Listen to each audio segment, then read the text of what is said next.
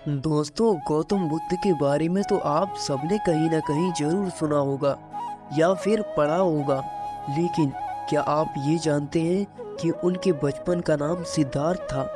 और वे सिद्धार्थ से गौतम बुद्ध कैसे बने?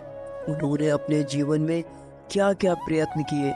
उनके जन्म से लेकर प्रवज्या तक की पूरी कहानी आइए जानते हैं। गौतम बुद्ध का इतिहास। ईसा पूर्व 6वीं शताब्दी में उत्तर भारत में पूरी तरह से प्रभुत्व संपन्न कोई राज्य नहीं था। देश अनेक छोटे बड़े राज्यों में बटा हुआ था। इनमें से कुल राज्यों में प्रत्येक पर जहां अकेले राजा का अधिकार था, वहीं कुल पर किसी अकेले राजा का भी अधिकार नहीं था। जो राज्य के अलग अलग राजाओं के अधीन थे, उनकी कुल संख्या 16 थी। उनके नाम थे अंग, मगध, काशी, कौशल, वज्जी, मल्ल, चेद, वत्स, कुरु, पगचाल, मच्छ, सौरसेन, अश्व, अवंती, गंधार तथा कंबोज। जिन राज्यों पर किसी एक राजा का अधिकार नहीं था, वे थे कपिलवस्तु के शाक्य, पावा तथा कुशीनारा के मल्ल, वैशाली के लिच्छिव, मिथिला के विदेह, रामगाम के कोलिय, अलकप के पुण्य, केशपुत्र के कालाम, रेसपुत्र की कलिंग, पिल्लवन के मौर्य तथा वग्ग चीन की राजधानी सिंसुमारगिरी थी। जिन राज्यों पर किसी एक राजा का अधिकार था, वे जनपद कहलाते थे, और जिन राज्यों पर किसी एक राजा का अधिकार नहीं था, वे जनपद नहीं कहलाते थे, वे संघ या गण कहलाते थे। वैसे ये तो स्पष्ट है कि शाक्यों के गणतंत्र में कई शासक परिवार थे और वे एक दूसरे के बाद क्रमशः शासन करते थे। शासक परिवार का जो मुखिया होता था, वह राजा कहलाता था। सिद्धार्थ गौतम के जन्म के समय राजा बनने की बारी सिद्धोधन की थी। शाक्य राज्य भारत के उत्तर पूर्व कोने में स्थित है। वह स्वतंत्र राज्य था, लेकिन आगे चलकर कौशल राज्य पर अपना आधिपत्य जमाने में सफल हो गया। इसका परिणाम यह हुआ कि कौशल राज्य की स्वीकृति के बिना शाक्य राज्य के लिए अपने कुल राज्य के अधिकारों का उपयोग असंभव हो गया था। उस समय के राज्यों में कौशल एक शक्तिशाली राज्य था, लेकिन मगध राज्य भी ऐसा ही था। कौशल राज्य, प्रसेनजित और मगध राज्य बिंबिसार दोनों सिद्धार्थ के समकालीन थे। दोस्तों, आइए जानते हैं सिद्धार्थ के पूर्वज कौन कौन थे। वाक्यों की राजधानी का नाम कपिलवस्तु था। संभव है यह नाम महान बुद्धिवादी मुनि कपिल के ही नाम पर पड़ा हो। कपिलवस्तु में जयसेन नाम का एक ही शाक्य रहता था। सिंहनु उसका पुत्र था। सिंहनु का विवाह कच्चाना से हुआ। उसके 5 पुत्र थे, सिद्धोधन, धोतोदन, शुक्कोदन तथा अमितोदन। 5 पुत्रों के अतिरिक्त सिंहनु की 2 पुत्रियां भी थी, जिनका नाम था अमिता और पमिता। परिवार का गोत्र आदित्य था।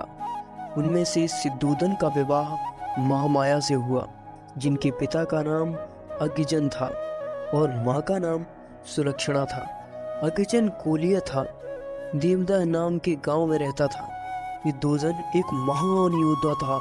जब सिद्धोधन ने अपने सैन्य पराक्रम का परिचय दिया, तो उसे एक और विवाह करने की अनुमति मिल गई। उसने महाप्रजापति को चुना। महाप्रजापति महामाया की छोटी बहन थी। दोस्तों, सिद्धोधन एक धनी आदमी था। उसके पास बहुत बड़े बड़े खेत और बहुत सारे नौकर चाकर थे। ऐसा कहा जाता है कि अपने खेतों को जोतने के लिए वह 1000 हल चलवाता था। उसका जीवन बहुत ऐश्वर्यपूर्ण था और उसके अनेक महल थे। सिद्धार्थ गौतम राजा सिद्धोधन के घर जन्मे थे। उनके जन्म की कथा इस प्रकार है कि शाक्यों की यह प्रथा थी, वह प्रतिवर्ष आषाढ़ के महीने में मध्य ग्रीष्मकालीन महोत्सव मनाया करते थे।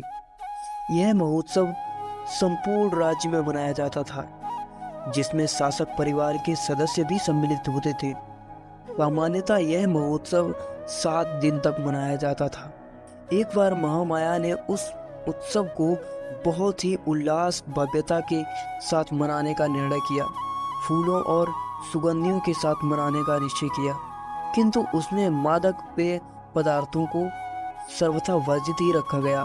7वें दिन वह प्रातःकाल जल्दी उठी, सुगंधित जल से स्नान किया, 4 लाख कारसापणों का दान दिया, सभी मूल्यवान गहनों से स्वयं को सुशोभित किया, मनपसंद भोजन किया, व्रत का संकल्प लिया और तदनंतर वह भव्यता के साथ सजाए गए राजकीय में सोने के लिए चली गई। उस रात सुद्धोधन और महामाया का संपर्क हुआ और फिर महामाया ने गर्भ धारण कर लिया। राजकीय शैया में राजकीय सैया पर ही उसे नींद आ गई। निद्रा में महामाया ने एक स्वप्न देखा।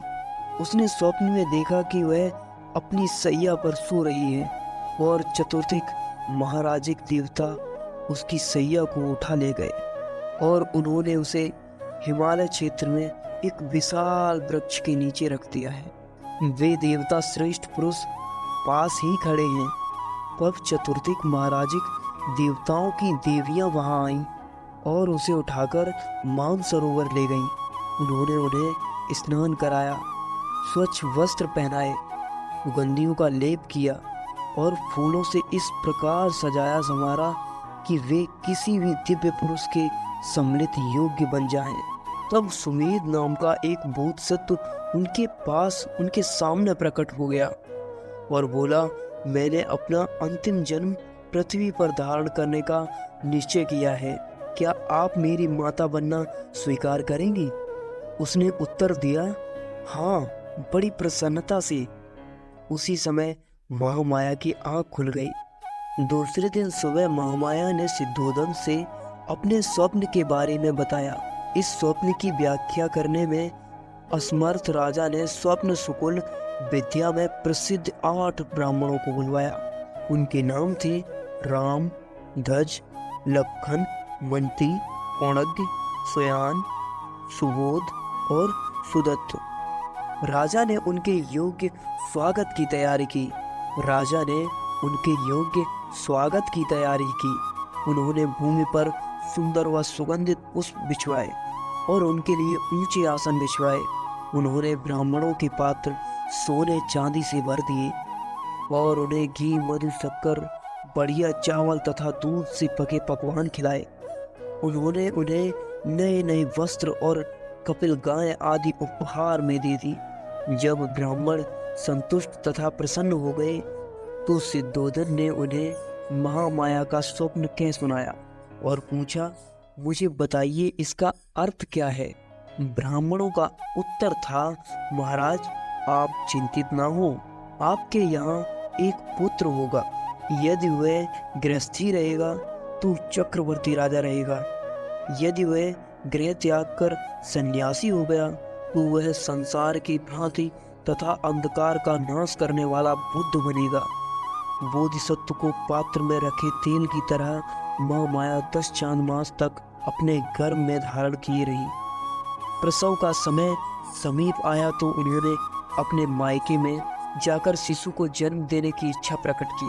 उन्होंने अपने पति से कहा, मैं अपने पिता के घर देवदाह जाना चाहती हूँ। विद्धोधन ने मुस्कुराते हुए जवाब दिया कि तुम तो जानती ही हो, तुम्हारी इच्छा पूरी की जाएगी। कहानों द्वारा उठाई गई स्वर्ण पालिकी में जब बिठवाकर सिद्धोधन ने अपने कई सेवक सेविकाओं के साथ महामाया को उनके पिता के घर यानी उनके मायके भिजवा दिया। देवदाह के मार्ग में ही महामाया को साल वृक्षों तथा अन्य पुष्पित अपुष्पित वृक्षों के एक उद्यान वन में से गुजरना था। यह लुम्बिनी वन कहलाता था। जिस समय पालकी लुम्बिनी वन में से गुजर रही थी उस सतह सारा लुम्बिनी वन दिव्य चित्रलता की तरह अथवा किसी प्रतापी राजा के सुसज्जित भोजमंडल जैसा लग रहा था। जड़ से वृक्षों की शाखाओं के छोर तक पेड़ फलों और फूलों से लदी थी, विचित्र ध्वनि कर रही थी। सुंदर रंगों वाली अनगिनत भ्रमत गुजार कह रहे थे। अनेक प्रकार के पंछियों के झुंड कलरव करके चहचहा रहे थे, कभी एक से एक मधुर तान छोड़ रहे थे। यह मनमोहक दृश्य देखकर महामाया के मन में एक इच्छा उत्पन्न हुई कि वह वहाँ कुछ समय रुकें और मनोविनोद करें। अतः उन्होंने पालकी उठाने वालों को आज्ञा दी कि वे उनकी पालकी को साला उद्यान में ले चलें और वहां प्रतीक्षा करें। महामाया पालकी से उतरी और चलकर एक सुंदर साल वृक्ष के नीचे पहुंची। वहां मंद मंद बह रही सुगंध पवन वृक्षों की शाखाओं को छोड़ रही थी, जिससे वे ऊपर नीचे हिल-डोल रही थीं। महामाया का मन हुआ कि उनमें से एक शाखा को पकड़ लें। संयोगवश एक शाखा इतनी नीचे झुक गई कि वह उसे पकड़ सके। महामाया ने पंजों के बल खड़ी होकर उसे पकड़ लिया। तुरंत ही शाखा ऊपर उठ गई और उसके साथ वह भी ऊपर उठ गई। उसके झटके से महामाया को प्रसव वेदना होने लगी। उस साल वृक्ष की शाखा पकड़े हुए खड़े खड़े ही महामाया ने एक पुत्र को जन्म दिया। ईसा पूर्व 563 में बैसाख पूर्णिमा के दिन बालक ने जन्म ग्रहण किया। सिद्धोदन और महामाया का विवाह हुए बहुत समय बीत गया था, लेकिन उन्हें कोई संतान नहीं हुई थी। आखिर जब पुत्र लाभ हुआ तो न केवल सिद्धोदन बल्कि सभी शाक्यों द्वारा भी हर्ष, धूमधाम तथा समारोह पूर्वक पुत्र का जन्मोत्सव मनाया गया। बालक के जन्म के समय कपिलवस्तु पर शासन करने की बारी सिद्धोदन की थी। वे राजा की पदवी से गौरवान्वित हो रहे थे, इसीलिए स्वाभाविक तौर पर बालक भी राजकुमार ही कहलाया। दोस्तों, आज के लिए इतना ही। उम्मीद करता हूँ गौतम बुद्ध के बारे में ये छोटी सी कहानी आपको बहुत पसंद आई होगी। उनका पूरा इतिहास जानने के लिए जुड़े रहें हमारे इसी चैनल पिट्रा मैप के साथ। अगर आपने इस चैनल को अभी तक सब्सक्राइब नहीं किया तो जल्दी से इस चैनल को सब्सक्राइब कर लें, ताकि आप दूसरा पार्ट मिस ना कर पाएँ।